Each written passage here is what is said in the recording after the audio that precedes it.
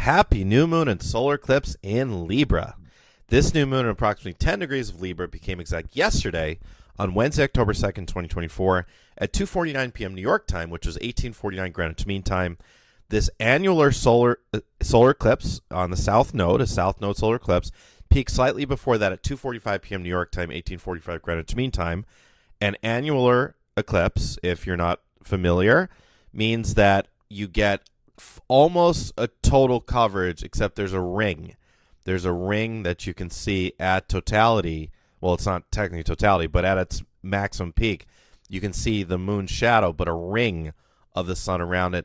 And it was only visible in parts of South America and some Pacific islands. Solar eclipses always coincide with new moons. A solar eclipse is like a supercharged new moon as it sets the stage for the next 6 months.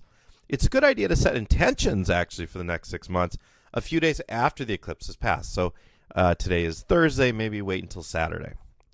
During eclipse season, we have been receiving energetic downloads, we could call these codes, that serve to unravel what we no longer need to carry with us, while also redirecting us in the direction of our highest destiny in this life.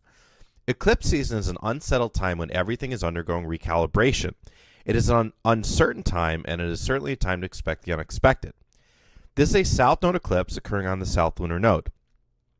South node eclipses have to do with alchemizing the karma and energetic baggage we're carrying so that we can move forward freely into our highest destiny here on Earth. Often, the codes that are downloaded to us during a south node eclipse end up initiating the necessary changes that we need in order to be energetically free to move into that highest destiny. Since Libra, being the ruler of the 7th house, has to do with relationships, including partnerships, the codes downloaded now can end up initiating changes in how our most important relationships fit into our lives. Libra is the cardinal air sign. A cardinal sign signals the beginning of a season. Libra is in charge of welcoming in autumn in the northern hemisphere and spring in the southern. As tropical astrology was created to align the signs with the northern hemisphere seasons, it makes sense that fall is ruled by an air sign, with the leaves flying through the air and the wind blowing, foretelling the return of winter. Libra is a cardinal air sign that is represented by the glyph of scales, demonstrating the need for balance and harmony as one of the irreplaceable facets of a healthy life. Libra is also the sign of justice, ruling over all things related to justice, fairness, and the law. Libra is ruled by Venus, the planet of love and relationships. And that's exactly what is on our mind heavily right now, love and relationships. On a personal level, this Libra eclipse is most likely to have the biggest impact on your relationships, both romantic and familial. Make or break and healing relationships. For romantic relationships, this will be a make or break time. Many relationships will be going through tumult and even separations at this time. With Libra, the name of the game is fairness and balance. If one partner feels like they're being treated unfairly or their needs are not being met, these things will likely cause major problems in the relationship now and over the next few weeks. Libra, being the steward of the descendant, so to speak, as Aries is the steward, we could say, of the ascendant, it is focused on integration with others, right? The left side of the chart, which is the Eastern Hemisphere, is the self, that's the ascendant. The right side of the chart, which is the Western Hemisphere, that is the other, that's the descendant. Libra's tendency, thus, can be to sweep things under the rug in the name of keeping the peace. However, with Venus and Scorpio, there will be a strong force that encourages us to speak up and tell the truth about our feelings and our experience. Scorpio is about truth. You should speak up about what you need to at this time. Mercury joins with the sun and the moon in this eclipse chart just over 1 degree away. So you will be supported in whatever you truly need to bring up and bring about. And I'll talk much more about this. On the other side of the coin, there's a strong and beautiful force in this eclipse chart that will fortify those relationships that are meant to be fortified. Venus in passionate, raw Scorpio joins with Mars in nurturing, emotional Cancer, and also with the retrograde Saturn in Pisces to form a beautiful, grand water trine. Saturn is the stabilizing force in the setup, providing the opportunity for some relationships to enter a new level of intimacy and strength in the weeks following this eclipse.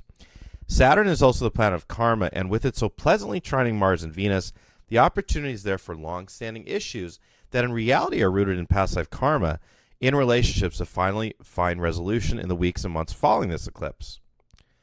With Mercury and Libra conjunct the eclipse, the natural tendency of this energy is toward resolution, as Libra rules over resolution. The energies are supportive of us having deep, meaningful cleansing and clearing conversations with our loved ones. To further discuss romantic relationships in your life, I'd like to present to you a very simple yet powerful set of questions to ask yourself to understand whether the relationship you're in is supportive of your evolution or not. Ask yourself these 3 questions. And if you'd like, you can even pause the podcast or pause the video and journal on these. Question A. Does my relationship add to my growth or does it slow it? Question B. Does my relationship add more positive things to my experience of life than negative, or does it add more negative things to my experience of life than positive? Question C. Am I evolving on a personal level during my experience of this relationship, or am I stagnating or being held back? If you're in a healthy relationship, you better be able to answer those 3 questions in the affirmative, that it adds to your growth, the positive experiences or positive things that add to your experience of life outweigh the negative, and you are evolving during it. Because if any of those 3 questions, you're getting the no side, you really should question whether this is sustainable and whether it's healthy. For those relationships that are reaching their expiration date, you may look back and notice that the rockiness really accelerated since this last March's lunar eclipse in Libra. The time window between the 2 Libra eclipses has been kind of this make or break time where relationships will either make the cut or not. One of the most fascinating parts of my spiritual skills, my service work, is that I have the special ability to read the karmic ties between 2 people. You can be sure that almost always those people in your life with whom you've had the most complicated relationships with, think family members, close friends, romantic lovers, are people that you've known in past lives. As I said, this eclipse is occurring on the South Node in Libra, strongly highlighting karmic relationships as the South Node represents our past lives. We're being asked to more deeply understand and to heal our most important karmic relationships at this time. You see, souls like to dress up, so to speak, and play different characters in each other's plays. Your mother may have been your brother in another lifetime. Your husband may have been your daughter in another lifetime. Souls who know each other well often incarnate with each other over and over. These souls who you know well may be fellow souls in your soul group of 12, or if not, then they're likely in your monadic group of 144. When 2 souls that know each other quite well dress up as different characters and have different relationships between each other in a series of lifetimes, karma is accumulated between the 2 souls. In this context, think of karma as a log of every word spoken and experience shared between 2 souls when they're incarnated at the same time on Earth. Your history with your current boyfriend, girlfriend, mom, or dad likely goes much deeper than just what you can remember from your current lifetime. The natural trajectory of all things is balance and resolution, and this is what Libra teaches us, and it is no different in this case. Each soul desires to resolve any past negative karma with other souls. Sometimes it is planned for the resolution to happen in this lifetime, but sometimes not. Sometimes the resolution may be planned for a subsequent lifetime, or for after one or both of the souls has left their physical body and is now existing in an afterlife realm. As light workers, we naturally want to resolve everything. We generally carry a deep down aversion to people being mad at us or disappointed in us. Light workers tend to be martyrs and people pleasers rather than narcissists. However, although the natural trajectory of all karmic relationships is complete resolution, it may not always be the right time for that to happen. One of the most difficult lessons for many light workers is to learn when to walk away or to cut someone out of their lives. Please receive these words clearly and with compassion. You are under no obligation to continue to receive someone's abuse or negative energy simply because they are your boyfriend, girlfriend, husband, wife, son, daughter, mother, father, friend, or coworker. You have complete free will to cut anyone out of your life if you feel so inclined. I know this is not an easy thing to talk about, but you are likewise under no obligation to continue to be emotionally and energetically drained by someone, no matter your history with them. I realize that sometimes it's not practical or even possible to completely cut someone out of your life, or you may not want to or be ready to, but in many instances, the solution may be to keep some geographical distance between you and that person, or to just interact with that person less often. You don't have to pick up the phone every time someone calls. You don't have to respond to every text. You don't have to hang out with a person every time they're feeling sad or want to complain about their boyfriend. You don't have to tolerate being drained. But there are, of course, relationships that you do want to keep.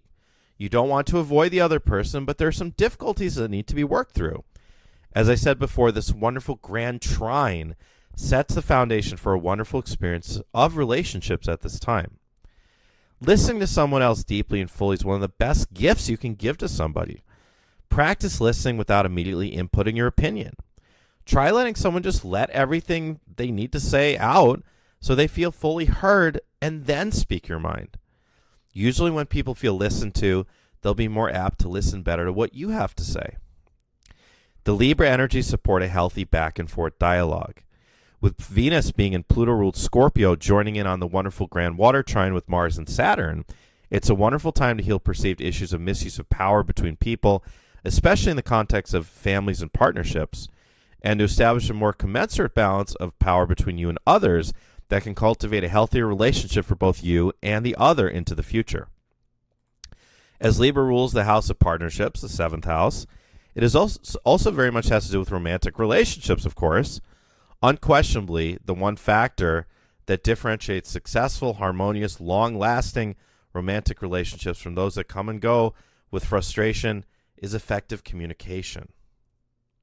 When things are left unsaid between lovers, or when what is said is vague and unclear, it builds up tension in both parties. Even the most unintuitive person can sense that something is amiss when a lover isn't telling them something important. There are cases when people stay married for decades while still holding back from telling their partner their true feelings. Oftentimes people get into a long-term relationship and things become familiar. They end up literally becoming afraid of what life would be like without their partner. They may wish their partner would radically change, or deep down wish they had the courage to walk away, but they believe these endeavors will be futile. Afraid to leave the marriage, they just bottle up the resentment inside. And this type of resentment can even manifest itself as cancer years down the line if the feelings are not dealt with and the necessary difficult conversations are not had. This is how crucial this stuff is. If we want to build fifth-dimensional partnerships, the most important facet is open communication. When the communication is open from the start, it's a lot less likely that one partner will feel afraid to bring something up later on in the relationship. If you've been in a relationship for a while where the energy feels stagnant and you feel like there's a lot that has been left unsaid, one helpful tip is to plan an excursion out in public or a trip and plan to have a difficult conversation there. Or you can just even go on a walk, but getting outside of the home, getting outside of where you live together and what you're used to, getting outside of where the energies become stagnant. And if you in a stagnant relationship, the energy of the home will be stagnant as well. And into a fresh environment with fresh energy can also bring fresh energy to the way that you and your partner have become accustomed to communicating with one another. Of course, the truth is sometimes relationships, whether romantic or familial, are irreparable, at least for the time being. Sometimes a relationship requires a period of separation before two people can really come back and repair what has been damaged. Or sometimes a relationship needs to reach its conclusion and the karmic issues will need to be worked out later when the two people are in a different period in their life, or even in future lifetimes, the dream space or afterlife realms. As a planet at large, if we are going to indeed successfully complete this ascension process, it is not just about our individual ascensions, but it is also a requirement that we evolve into conscious, supportive relationships. Many of our benevolent extraterrestrial friends, like the Syrians, have mastered relationships. For the Syrians, for example, mature communication, mutual respect are natural. If you're in a healthy romantic relationship, you should strive for the same.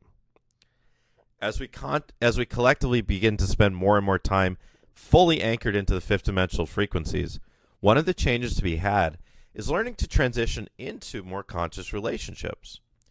We've all grown up in 3D families, and the imprintings of how those family members, especially our parents, handled relationships lies in the subconscious of our minds as a program until it is replaced by a more conscious program. To assist in imprinting new programs for more enlightened relationships, consider if any of the following 3 pillars that I'm going to lay out feel good to you, and I'm sure they will. And these apply to romantic, friendship, business, and family relationships, though the last one can be the most difficult to shift. 1. Desire. You only need to participate in the relationships in which you desire to be in. If you don't desire to be in the relationship, whatever type it is, you are under no obligation to.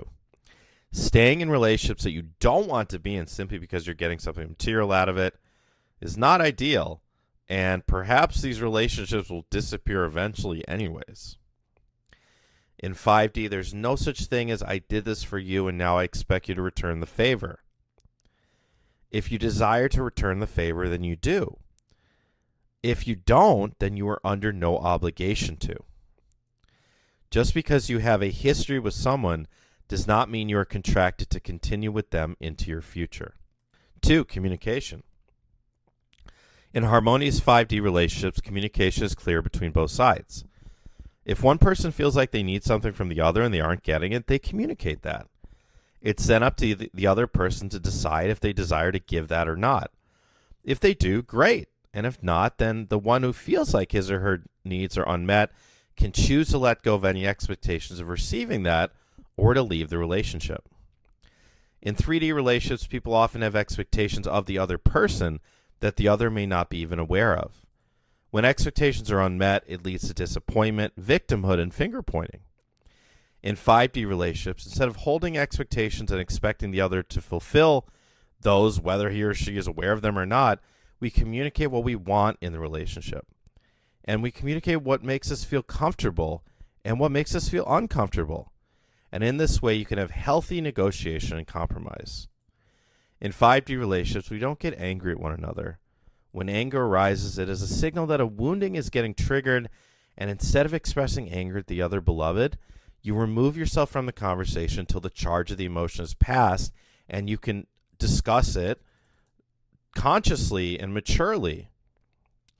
Anger expressed outward always harms. Anger felt and honored inward, and felt means to truly feel it and truly acknowledge it, is very healing. And it's very different than pushing it down, which most people do and most people would think of when hearing this. It's very different.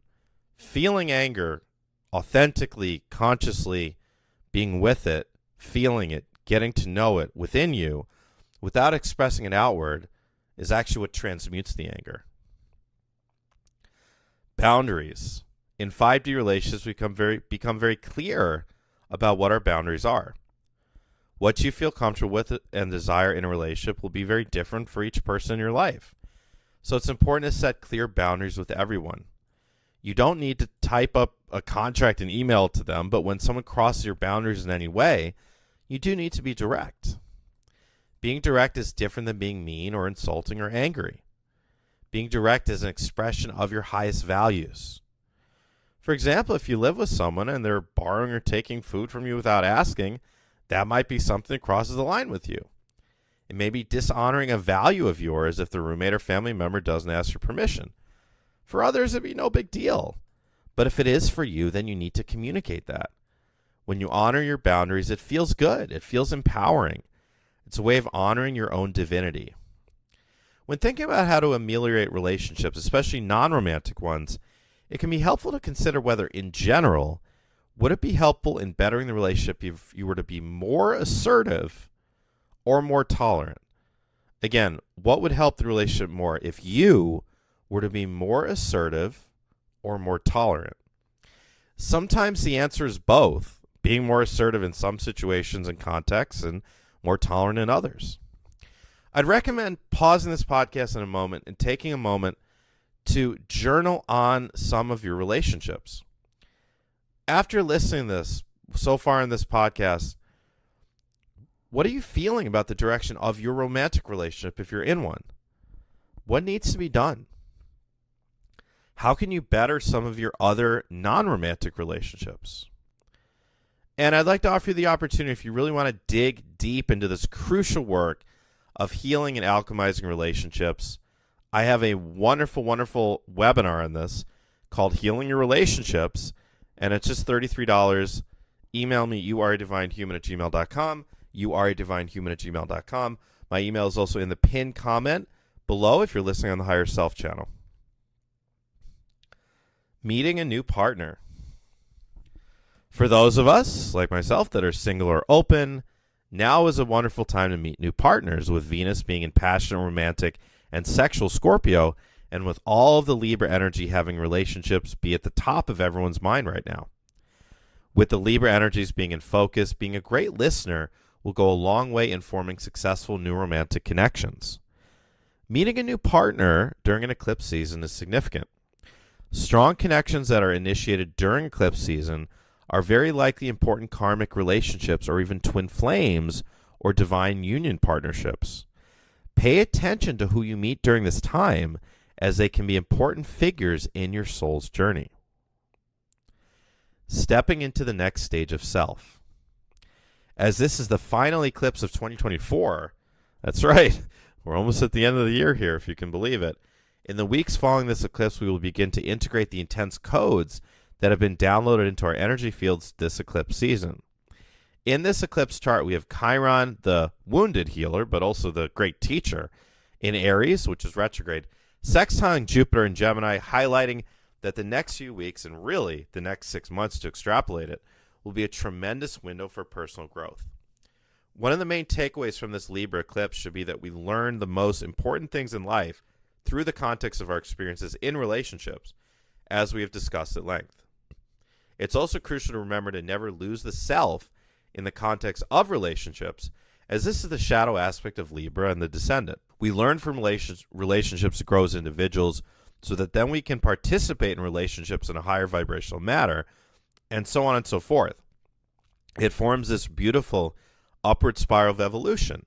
You learn from relationships, all the most important lessons.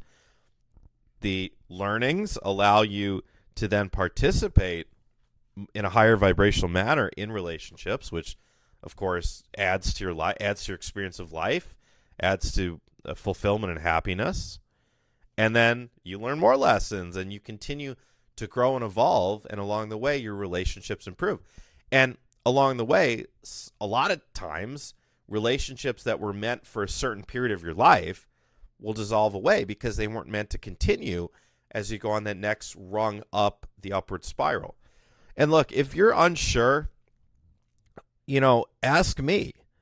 If you have a session with me coming up, as I'm sure some of you listening do, or if you don't have anything scheduled, get on my calendar. Join Ascending as One for October.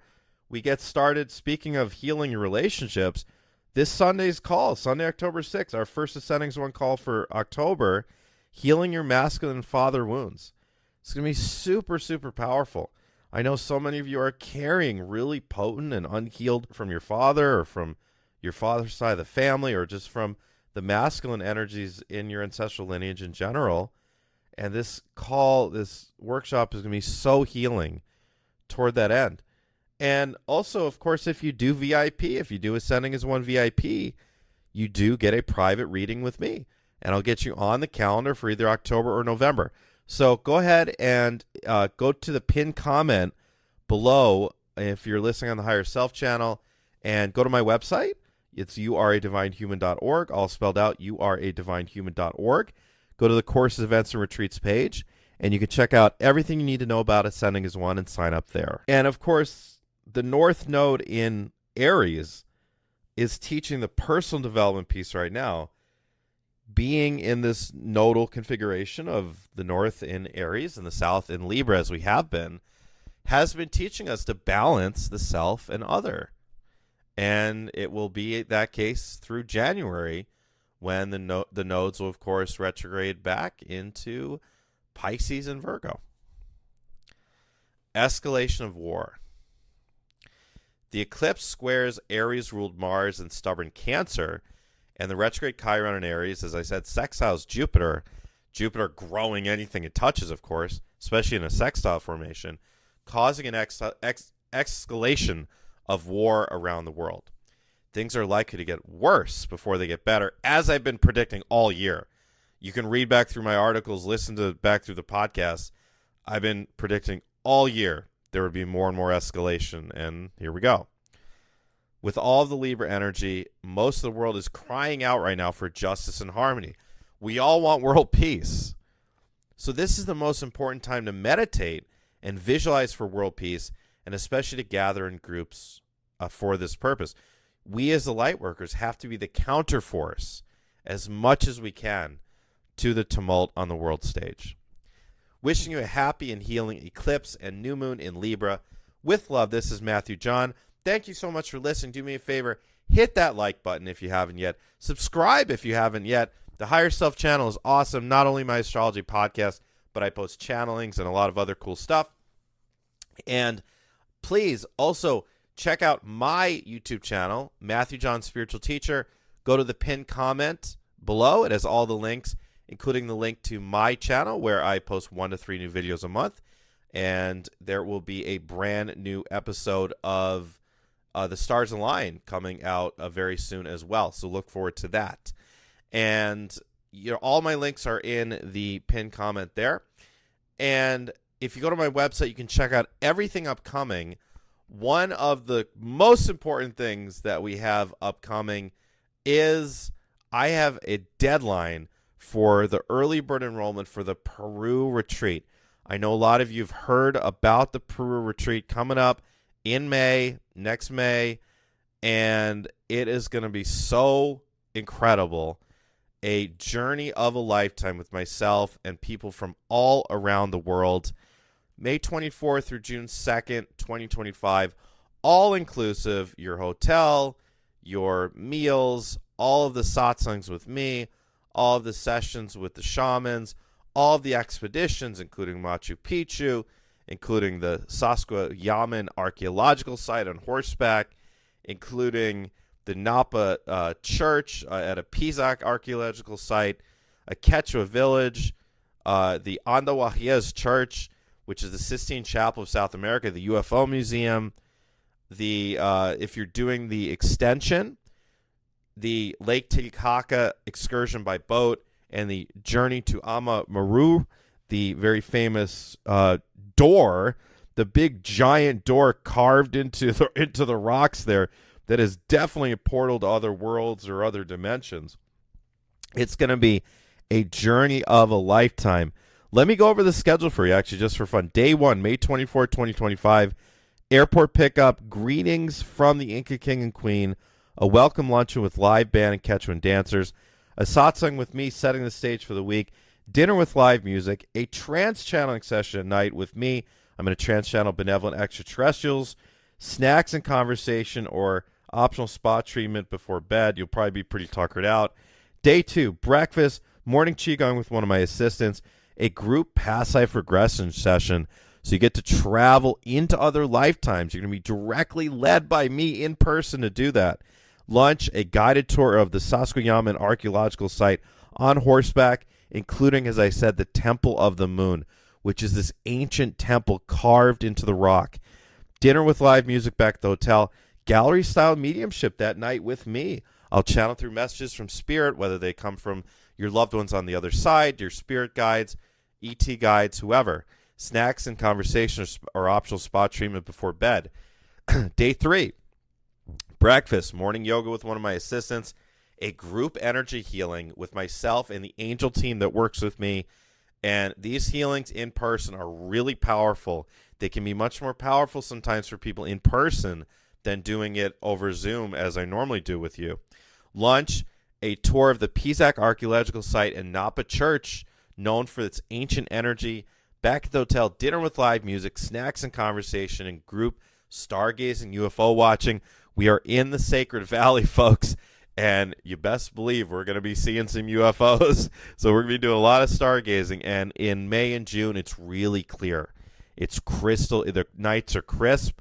It's wintertime, It's not too cold, but the nights are crisp, and it's beautiful. It's beautiful weather for UFO watching. Day 4, May 27th, breakfast, morning qigong with one of my assistants. A full day excursion to an authentic Quechuan village with a Quechuan-speaking guide. Includes traditional lunch, traditional weaving, traditional farming, and giving gifts to the Quechua kids. Dinner with live music back at the hotel. A group Starseed discovery session. You're going to get guided in person by me to your home planet or place of origin. And if you know where you're from, great. Some of you don't, and you're going to find out here. And some of you may have already done a Starseed discovery session with me at one of my retreats or over the phone or Zoom. You might go to a different place that you haven't been before because, of course, as you've probably heard from me by now, so many of us are from more than one place. Snacks and conversation are optional spa treatment at night.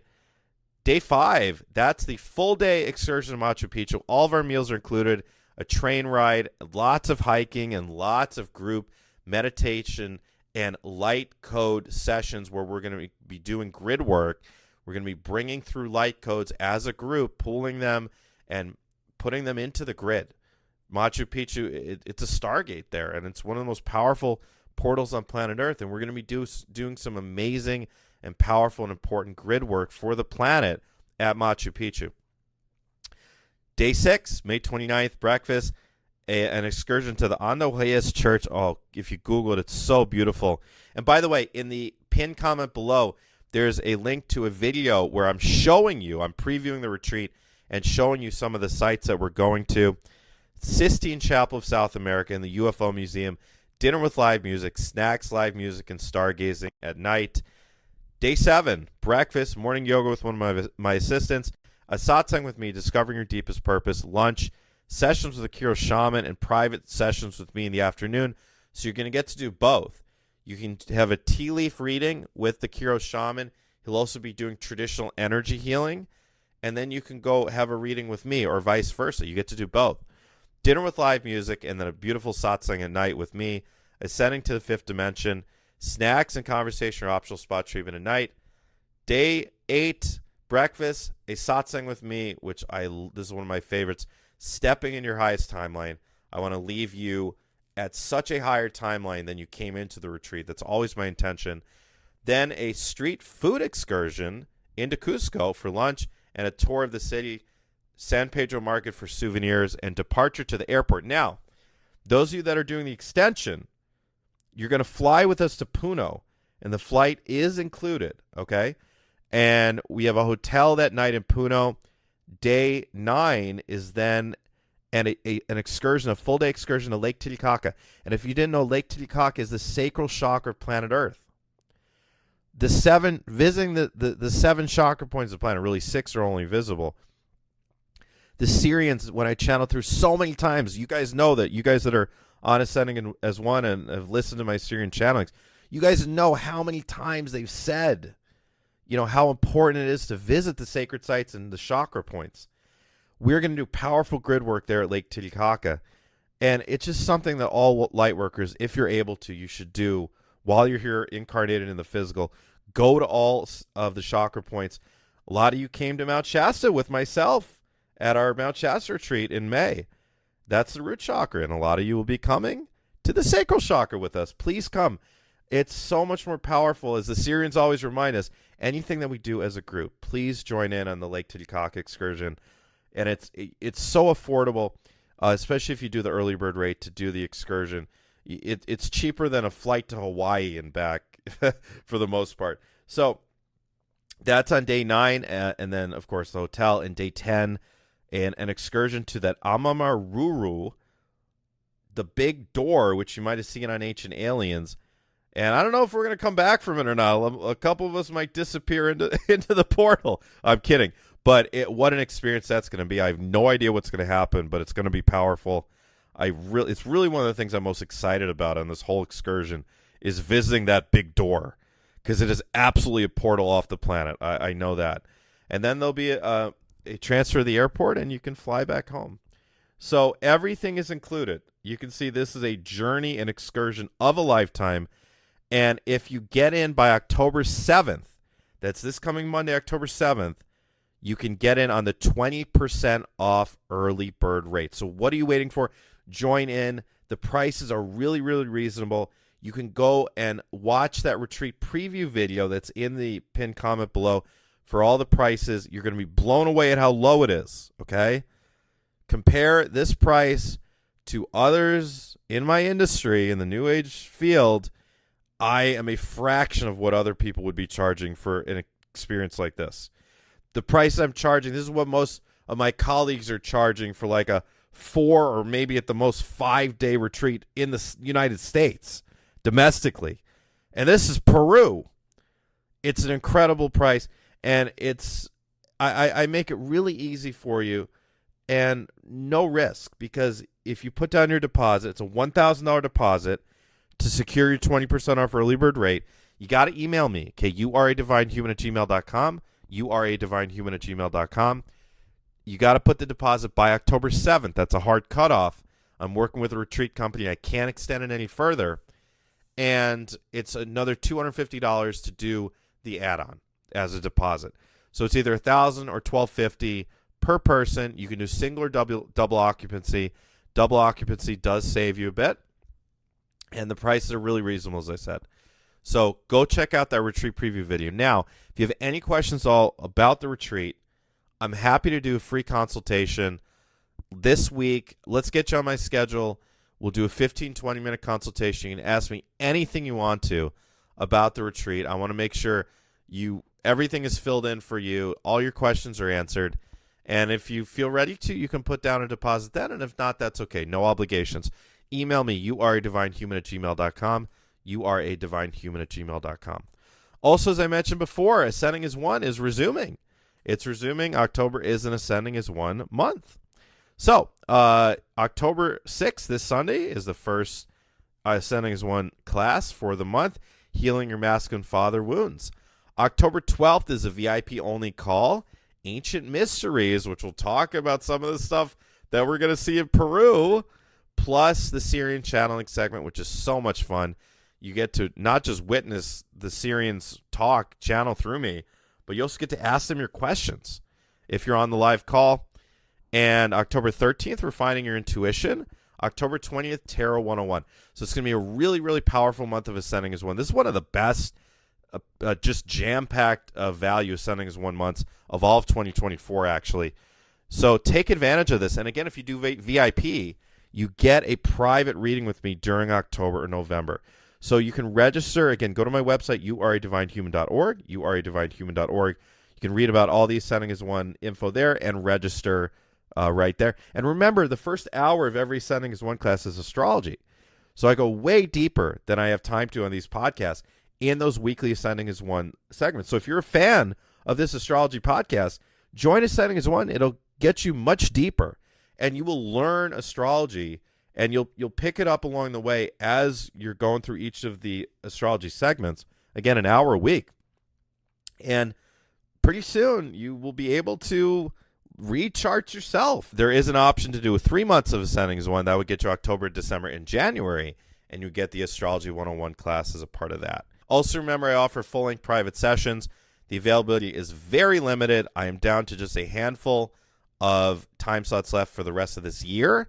So if you want to do any of the full-length sessions, spiritual mentoring sessions, soul plan readings, angel energy healing sessions, medical intuitive readings, starseed discovery sessions, past life regressions, future self progressions, if you sign up for Ascending as One first, VIP saves you 25% on any of my full-length private sessions.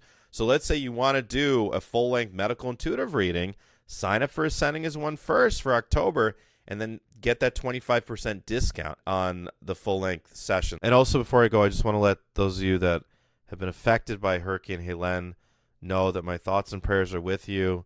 My heart is with you. I'm so sorry for what you're going through. That part of Appalachia is just one of my favorite parts of the country. I feel very connected to that region for many reasons, and it's devastating to see the destruction there. And I just want to let you know that my thoughts and prayers are with you. All right, everyone. So I look forward to speaking to you on the upcoming full moon in Taurus. And until then, please remember, everyone, to be kind to yourselves, to be kind to others, to be kind to animals, and to be kind to the earth. With love, this is Matthew John.